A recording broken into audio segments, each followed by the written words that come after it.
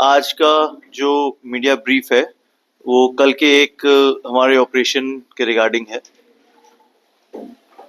Narcotics का issue हमारी state में कितना डीपली प्रेवलेंट है ये आप सभी को पता है, और इतना वाइड स्प्रेड ये इशू है। तवांग से लेके लोंगडिंग तक हम हर फोरम में बात करते हैं, और एक कॉमन बात जो सामने आती है वो ये आती है कि जो भी बड़े सप्लायर्स या पेडलर्स हैं वो हमारे यहाँ के ना होके डिफरेंट डिफरेंट स्टेट्स के हैं। पहले भी कैपिटल पुलिस ने असम बेस्ड और नागालैंड बेस्ड काफ़ी पेडलर्स पकड़े हैं डिफरेंट डिफरेंट जगहों से। उसी एक कड़ी में हमें ये पता चला कि होलंगी वाला रूट जो है ड्रग पेडलिंग के लिए, सिर्फ पेडलिंग के लिए नहीं, एक्सचेंज ऑफ नारकोटिक्स के लिए बहुत ज़्यादा यूज़ होने लगा है। खासकर लास्ट एक डेढ़ महीने से ऐसी हमारे पास खबर आ रही थी। Maybe it's got to do with the fact that वो वाले स्ट्रेच पे कहीं मोबाइल सिग्नल्स या कैमराज नहीं है, तो वो लोग होलोंगी से एंटर करके वहीं पर ही नारकोटिक्स का सप्लाई करके उधर से ही वापस निकल जाते हैं, ज़्यादा टेरिटरी में नहीं आ रहे थे। तो आपने देखा होगा कि लास्ट हफ्ते 10 दिन से उस वाले स्ट्रेच पे हमारी काफ़ी नारकोटिक्स के अगेंस्ट कार्रवाई जारी है। अभी हमने 2 बड़े केसेस भी दिए within the last 1 week, क्योंकि वही एक इंट हमारे पास चल रही थी लास्ट एक डेढ़ महीने से। इसके अलावा एक कॉमन चीज सामने आई कि ये जो हमने ऑपरेशंस लास्ट एक वीक में किए नारकोटिक्स के अगेंस्ट, और उसके पहले भी कुछ हमने सस्पेक्ट्स पकड़े पोजेशन के साथ, नारकोटिक्स पोजेशन के साथ, तो कहीं ना कहीं उनमें एक ही शख्स की आइडेंटिटी बार बार रिवील हो रही थी। उसका नाम है रोहित बासुमात्रे, रोहित ROHIT, इलियास RUHIT। अलग अलग नाम से, मतलब लोगों के डिफरेंट डिफरेंट मोबाइल फोन्स में नाम उसका स्टोर था। तो रोहित बासुमात्री एक ऐसा लिंचपिन था जो different different narcotics, small time narcotics suppliers cum peddlers के सप्लायर में आता था, कि वो बाहर से जहाँ से भी लाता है, हमारे जो स्मॉल टाइम सप्लायर्स थे उनको नहीं पता था, पर वो बाहर से कहीं से लाता है और इनको बेचा करता था, और ये फर्दर आके हमारी टेरिटरी में नारकोटिक्स सप्लाई किया करते थे। कुछ कुछ ऐसे इंस्टेंसेस थे जहाँ पे रोहित बासुमात्री खुद हमारी स्टेट में आके नारकोटिक्स सप्लाई करता था। फिर हमने रोहित बासुमात्री पे थोड़ा होमवर्क करना शुरू किया। लास्ट एक डेढ़ महीने में जो हमारा होमवर्क हो उसमें हमें पता चला कि रोहित बासुमात्री के ऊपर ऑलरेडी 9 केसेस रजिस्टर्ड थे, जिसमें से एक हमने अभी जब जो चिंपू में केस दिया था नारकोटिक्स का, उसमें वो इन्वॉल्व था, वो 25 का है। उससे पहले असम अरुणाचल मिला के उसके अलावा 8 और केसेस हैं, 8 और 1 9 केसेस हैं, अलग अलग तरीके के, possession of illegal arms, narcotics, robbery, different different heinous offences उसके ऊपर रजिस्टर्ड है। और बेसिस भी बहुत जल्दी बदलता है, नंबर्स भी बहुत जल्दी बदलता है। बहरहाल इसको देखते हुए हमने उस पर काम करना शुरू किया, और एक कॉमन लिंकेज जो आ रहा था वो ये आ रहा था कि वो जब भी आता है अपने साथ क्वांटिटी कैरी करता है यहाँ पे, और बहुत ज़्यादा पॉसिबिलिटी कि अपने साथ एक इलीगल आर्म्स भी कैरी करता है। आज से 15-20 दिन पहले भी उसकी मूवमेंट की खबर हमें मिली थी, तो वो यहाँ से यूपिया साइड पे गया था, बट हम उसको इंटरसेप्ट हमें करना था आज से 15-20 दिन पहले, बट सेम मोबाइल अगर वो लाता है तो ऑफ कर देता है, पता नहीं लगता है, और किसी के साथ नहीं आता है, व्हीकल भी हमें तब तक आइडेंटिफाइड नहीं था। तो उसको जब हमें इन्फॉर्मेशन मिला कि यूपी आके वो चला गया, तो हम वो इन्फॉर्मेशन हमें थोड़ा बाद में मिला था, तो वो एक इन्फो गैप हो गया। तो वी वर वेरी केयरफुल कि अब जब भी नेक्स्ट टाइम उसकी इन्फॉर्मेशन मूवमेंट की आएगी, so we will have to detain him, arrest him and question him regarding his involvements in our cases. ऐसी एक इन्फॉर्मेशन कल दोपहर में हमारे पास आई, हमारी टीम को मिली कि आज रोहित बासुमात्री का मूवमेंट होलोंगी से ईटानगर की साइड हो सकता है, और वो क्वांटिटी भी कैरी कर रहा होगा, and in all probability he will be arm. तो हमें भी सजेस्ट किया गया कि यू प्लान इट केयरफुली, और you must be sufficiently arm to defend yourself. इसी को देखते हुए एसडीपीओ केंगो दिर्ची साहब और ओसी पीएस ईटानगर खिक्सी आंगपो, इन दोनों के नेतृत्व में ओसी पीएस चिंपू हमारे आईपीएस प्रोबेशनर विभू कृष्णा और पीएस ईटानगर में पोस्टेड विवेक मौर्य हमारे आईपीएस प्रोबेशनर, इन ऑफिसर्स के साथ चिंपू की टीम जिसमें सब inspector तामो बखांग, ASI Manish and associated staff constables head constables का एक हमने टीम बनाया और होलंगी से ईटानगर आते हुए जो स्ट्रेच था उसमें दोनों साइड पे हमने नाके लगवाए। अब हमको एग्जैक्टली कौन सी गाड़ी है उसका पता नहीं था, हमें सिर्फ एक ब्लू रेनॉल्ट का पता था और लास्ट के 2 डिजिट्स पता थे गाड़ी के। तो हमने but we were not very sure कि उसी गाड़ी से आएगा नहीं आएगा, क्योंकि पहले भी जैसे मैं बता रहा हूँ 15-20 दिन पहले जब वो यहाँ से यूपी निकल के गया था, then he was in another vehicle, तो we were not very sure. But जो इंट थी we started, we had only that much to work upon. तो हमने दोनों साइड नाके लगाए और हम लोग जो भी उधर से आती आती गाड़ियों को चेक करने लगे। ये हमारी चेकिंग अराउंड 4:15-4:20 के आसपास शुरू हो गई थी। 6 बजे के आसपास 6:15 I think to be exact, वो हमारे डिस्क्रिप्शन को मैच करती हुई एक गाड़ी वहां से आती हुई दिखी हमारे स्टाफ को। जो हमारी टीम थी उन्होंने उस गाड़ी को इशारा करके रोकने की कोशिश की, बट हमारी बैरिकेडिंग वहीं लगी हुई थी, वो नहीं स्टॉप किया। उसने वो भागने की कोशिश करने लगा तो बैरिकेड पे उसकी गाड़ी हिट हुई, बट ऑब्वियसली जब बैरिकेड वो लोहे का जब कोई हिट करता है तो he is not able to control the vehicle in that sense. तो वो बैरिकेड को हिट होके लेफ्ट साइड में एक इलेक्ट्रिक पोल में जाके वो गाड़ी लग गई। इंसिडेंट फिर ऐसा हुआ कि वो जैसे ही वहां पे वो रुकी, ये एसडीपीओ साहब की गाड़ी सबसे आगे थी, ये लोग बाहर निकले उसको अकॉस्ट करने के लिए। He came out of the driving seat and shot at the car of SDPO. Car पे बुलेट मार्क्स है, बाद में मजिस्ट्रेट साहब भी आए थे, उन्होंने ये सब नोट किया है। एंड देन ही उसके नीचे ही एक रास्ता जाता है, आप जाएंगे अगर वहाँ मौके पे तो आपको इजीली दिख जाएगा, वहां से नीचे एक रास्ता जाता है, तो वो उस रास्ते से जाके जंगल के थ्रू उसने एस्केप करने की कोशिश किया, तो हमारी टीम ने उसको फॉलो किया। नीचे जब वो गए अराउंड 20-25 मीटर्स नीचे जाके he again shot at the party that was following him. Initially, when he fired at the SDPO to restrain him, SDPO and the team they shot back और उसकी विंडशील्ड पे भी उस गाड़ी पे भी एक वो बुलेट मार के, आई थिंक 1 बुलेट मिस्ड और एक लगा है। फिर नीचे जाके जो टीम ने उसको फॉलो किया उसमें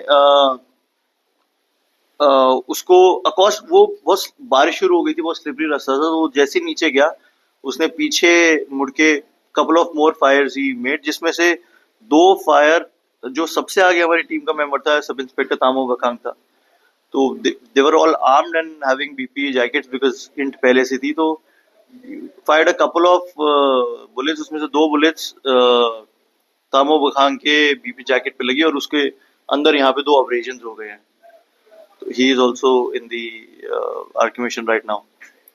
जवाबी कार्रवाई में हमारे यहाँ से फायरिंग हुई and he got shot in the leg, he fell down and the weapon slipped from his hand. Team ने फिर उसको अकॉस्ट किया, वेपन को साइड किया, उसकी बॉडी सर्च किया कि कुछ और उसके पास वेपन तो नहीं है, और उसको डिटेन किया गया। इमीडिएटली वहां से वो एरिया ऐसा है अराउंड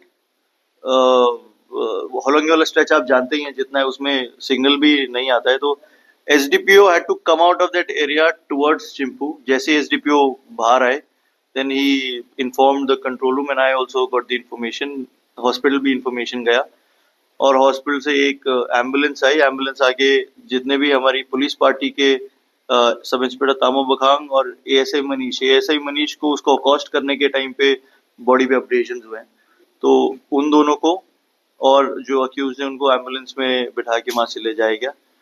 सब्सिक्वेंटली एग्जीक्यूटिव मजिस्ट्रेट जो है हमारे EAC साहब और CO मैडम, उनको भी बुलाया गया और उनके प्रेजेंस में जो उसकी गाड़ी थी उसको सर्च किया गया।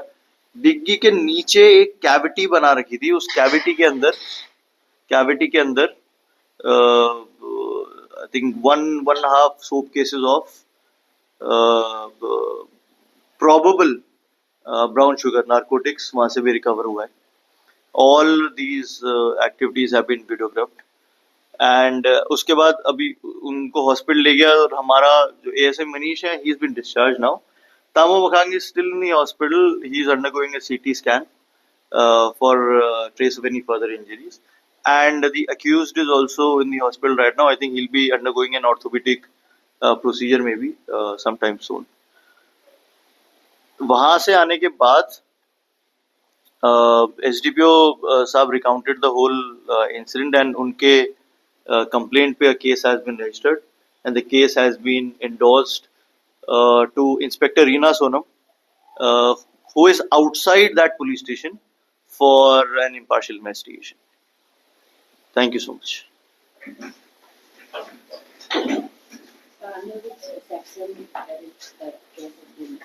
Absolutely. The sections that we have put upon him are under the BNS 109-1182 in discharging his duty, then causing voluntary hurt over public servant, rash driving. Then apart from that, PDPP section 3(1) has been added, Arms Act 25 1B and 27, and NDPS section 21B, 27A and 29. These sections have been applied on the accused. जो जैसे कि क्योंकि हमको लगता है कि arm वाला drug peddler शायद फर्स्ट टाइम इतना तकलीफ से पुलिस लोगों को अरुणाचल में शायद, बट इसके ऊपर ऑलरेडी कैसी इन्वॉल्वमेंट असम में है. वो केस नंबर भी मैं पीआर में आपको दे दूंगा. केस नंबर इस टांगला पीएस केस नंबर 55/22, जिसके अंदर एक्सटॉर्शन का और आर्म्स एक्ट का इसके ऊपर केस है. 384 लगा रखा है. तो ड्रग्स का कंट्रोल का क्या क्वांटिटी होता है सर, क्योंकि इलीगल आर्म वेपन वाला हो गया, ट्रैफिक वायलेशन का हो गया, इसके अलावा क्योंकि जो सस्पेक्ट था ऑलरेडी आप लोगों को इन्फॉर्मेशन था कि ड्रग्स रिलेटेड में ही ये आ रहा है. करेक्ट. हाँ, तो ड्रग्स का क्या क्वांटिटी उसका पास से अभी तक रिकवर जो बेसिकली जो पुराने हमारे इस एक हफ्ते में केसेस है उनके अंदर जो रिकवरी हुई है हमारी, वो यही हुई कि उन्होंने जो सामान है बासुमती से खरीदा, तो इट इज आर एनालिसिस की वो जो भी क्वांटिटी लाया है बेसिकली महीने में एक बार he goes to his source, जो भी सोर्स इनका है या नागालैंड में या जिधर भी जाते हैं, और लाता है क्वांटिटी, और कुछ क्वांटिटी असम में सप्लाई करता है और कुछ क्वांटिटी यहाँ सप्लाई करता है. तो अभी जैसे हमें लास्ट एक वीक में टोटल हमें जो क्वांटिटी रिकवर हुई है almost 70 odd grams of brown sugar हमें रिकवर हुआ है. 5 पैकेट उस टाइम पे हुआ था और 1.5 पैकेट कल रिकवर हुआ इससे. तो पोजीशन ड्रग्स पोजीशन भी था ना, ड्रग्स पोजीशन भी है अभी सर. क्योंकि देखिए अभी अरुणाचल प्रदेश पुलिस और पूरा सरकार मिल करके काम कोशिश कर रहा है कि ड्रग्स का केसेस को रिड्यूस किया जाए, लेकिन रिड्यूस होने का अलावा बढ़ते जा रहे हैं सर. तो साइकोलॉजिकली क्या लगता है सर कि इसको किस तरह से हम लोग रोक सकते हैं सर सिचुएशन, क्योंकि अभी अच्छा नहीं हो रहा है, क्रिटिकल होते जा रहा है. और सिर्फ ये ड्रग्स नहीं है सर, ड्रग्स का साथ में क्राइम बढ़ते जा रहा है, प्रोस्टिट्यूशन का केस बढ़ते जा रहा है. तो इसको किस तरह से हम लोग को अभी काम करना पड़ेगा सर? देखिए मनोज जी, एक तरफ तो हम गवर्नमेंट लेड इनिशिएटिव्स की बात करें तो हम बात करते हैं विकसित भारत, विकसित अरुणाचल प्रदेश की. इवन ऑनरेबल सीएम का भी नशा मुक्त अरुणाचल अभियान भी है एक. उनमें अलग अलग चीजों पे बात होती है. एक सप्लाई साइड पे बात होती है, डिमांड साइड पे बात होती है, और हार्म रिडक्शन पे बात होती है. हमारा ये मानना है कि हमारा जो बेसिक काम है वो पुलिस का काम सप्लाई रिडक्शन पे है, कि लोग बाहर से आके हमारे यहाँ नारकोटिक्स की सप्लाई ना कर सके. बट इसमें काफी ज्यादा जो इंटरवेंशन है वो हमारी सोसाइटी का भी रहना चाहिए, जो मुझे लगता है, क्योंकि कई सारे, अब आपको पता है न्यूज में भी है, ये सिर्फ मैं नहीं कह रहा हूँ, कि हमारा ईटानगर का ही नहीं, इवन ईस्टर्न साइड का भी जो यूथ है वो, क्योंकि पोरस बॉर्डर बहुत ज्यादा है, तो बहुत ही इजीली वो छोटी छोटी क्वांटिटीज में नारकोटिक्स ले लेता है और उसमें फिर एडिक्ट हो जाता है.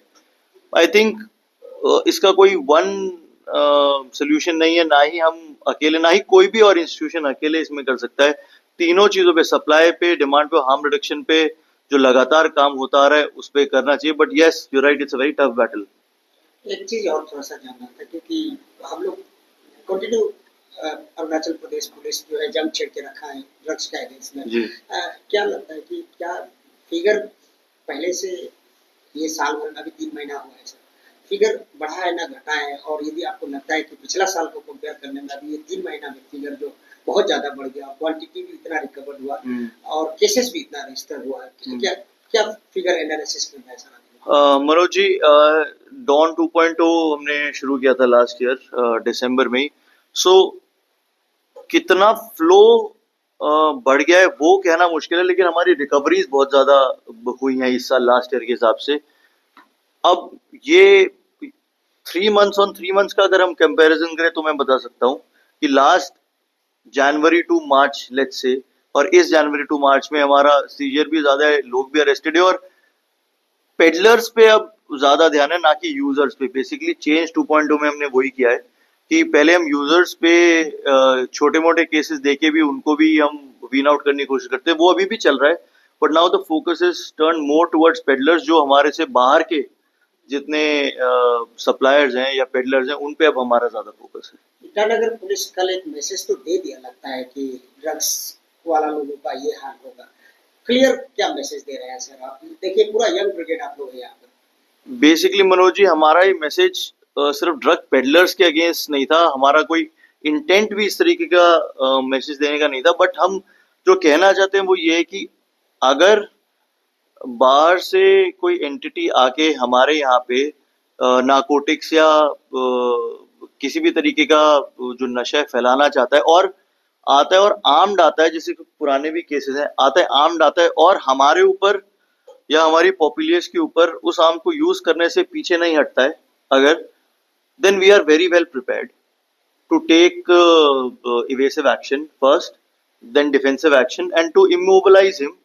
और उसको हमारे पास जो लॉज हैं, वेरी स्ट्रॉन्ग लॉज, और हम उसको जिस भी तरीके से जो भी नेसेसरी फोर्स है वो यूज उसके खिलाफ की जाएगी, उसको रोका जाएगा इस तरीके इलीगल एक्ट करने से. उस पर केसेस भी यहाँ हीनियस रजिस्टर होंगे.